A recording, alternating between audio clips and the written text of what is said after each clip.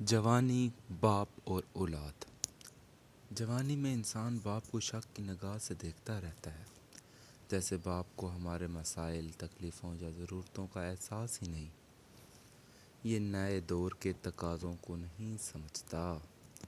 کبھی کبھی ہم اپنے باپ کو امتحان میں ڈال دیتے ہیں۔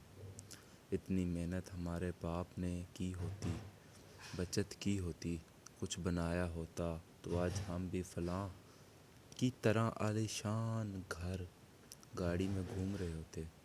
کہاں ہو، کب ہو، زیادہ دیر نہ کرنا جیسے سوالات انتہائی فضول اور فالتو سے لگتے ہیں۔ سویٹر تو پہنا ہے، کچھ اور بھی پہن لو، سردی بہت ہے، انسان سوچتا ہے، اور اولڈ فیشن کی وجہ سے والد کو باہر کی دنیا کا اندازہ نہیں ہے، یہ سمجھتا ہے۔ اکثر اولادیں اپنے باپ کو ایک ہی معیار پر رکھتی ہیں، گھر، گاڑی، پلاٹ، بینک بیلنس۔ کاروبار میں اپنی ناکامیوں کو باپ کے کھاتے میں ڈال کر خود سرخرو ہو جاتے ہیں۔ ہمارے پاس بھی کچھ ہوتا تو اچھے اسکول میں پڑھتے، کاروبار کرتے، اس میں شک نہیں۔ اولاد کے لیے آئیڈیل بھی ان کا باپ ہوتا ہے، لیکن کچھ باتیں جوانی میں سمجھ نہیں آتی یا ہم سمجھنے کی کوشش ہی نہیں کرتے، اس لیے ہمارے سامنے وقت کی ضرورت ہوتی ہے۔ دنیا سے مقابلے کا بھوت سوار ہوتا ہے، جلد سے جلد سب کچھ پانے کی جستجو میں ہم کچھ کھو بھی رہے ہوتے ہیں، جس کا احساس بہت دیر سے ہوتا ہے۔ بہت سی اولادیں وقتی محرومیوں کا پہلا ذمہ دار اپنے باپ کو قرار دے کر ہر چیز سے بری ہو جاتی ہیں۔ وقت گزر جاتا ہے، اچھا بھی برا بھی، اور اتنی تیزی سے گزرتا ہے کہ انسان پلک جھپکتے ماضی کی کہانیوں کو اپنے ارد گرد دیکھنا شروع کر دیتا ہے۔ جوانی، پڑھائی، نوکری، شادی، پھر اولاد، اور پھر وہی سٹیج، وہی کردار جو نبھاتے ہوئے ہر لمحہ اپنے باپ کا چہرہ آنکھوں کے سامنے آ کر باپ کی سوچ، احساس، فکر، پریشانی، شرمندگی اور اذیت کو ہم پر کھول کے رکھ دیتا ہے۔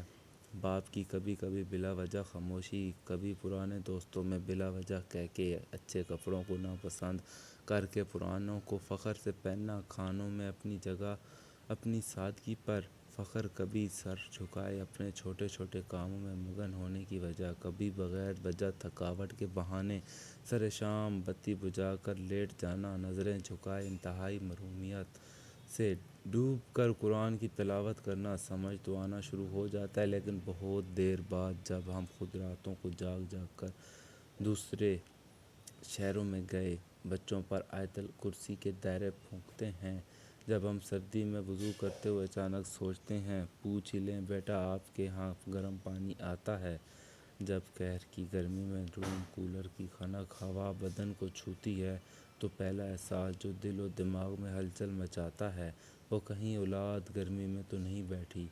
جوان اولاد کے مستقبل، شادیوں کی فکر، ہزار تانے بانے جوڑے باپ تھک ہار کر اللہ اور اس کی کلام پاک میں پناہ ڈھونڈتا ہے، تب یاد آتا ہے ہمارا باپ بھی ایک ایک حرف، ایک ایک آیت پر رک رک کر بچوں کی سلامتی، خوشی، بہتر مستقبل کی دعائیں ہی کرتا ہوگا۔ ہر نماز کے بعد اٹھتے کپ کپاتے ہاتھ اپنے دعاؤں کو بھول جاتے ہوں گے۔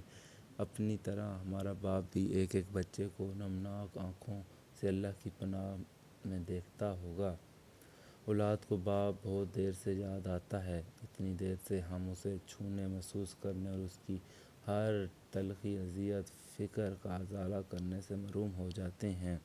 اولاد ہوتے ہوئے ہم سمجھتے ہیں باپ کا چھونا، پیار کرنا، دل سے لگانا یہ تو بچپن کی باتیں ہیں۔ پتہ نہیں باپ نے کتنی دفعہ دل ہی دل میں ہمیں چھاتی سے لگانے کو بازو کھولے ہوں گے، پیار کے لیے اس کے ہونٹ تڑپتے ہوں گے، اور ہماری بے باک جوانیوں نے اسے یہ موقع نہیں دیا ہوگا۔ لیکن کم ہی باپ ہوں گے جو یہ احساس اپنی اولاد کو اپنی زندگی میں دلا سکے ہوں۔ یہ ایک چھپا میٹھا میٹھا درد ہے جو باپ اپنی جوانی میں، اپنی بڑھاپے میں اپنے ساتھ لے کر جاتا ہے، اولاد کے لیے بہت کچھ کر کے کچھ نہیں کر سکنے کی ایک خلش آخری وقت تک ایک باپ کو بے چین رکھتی ہے، یہ سب بہت شدت سے محسوس ہوتا ہے جب ہم باپ بنتے ہیں۔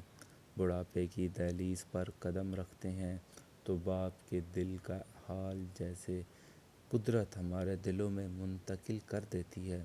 اولاد اگر باپ کے دل میں اپنے لیے محبت کو کھلی آنکھوں سے وقت پر دیکھ لے تو شاید اسے یقین ہو جائے کہ دنیا میں باپ سے زیادہ اولاد کا کوئی دوست نہیں۔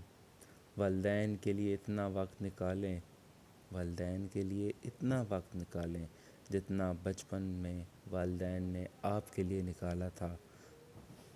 شکریہ۔